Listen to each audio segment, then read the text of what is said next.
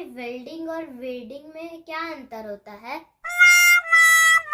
Welding का मतलब होता है बेटा, वेल्डिंग में ना पहले चिंगारी निकलती है और फिर हमेशा के लिए ना गठबंधन हो जाता है, वो चीज जुड़ जाता है।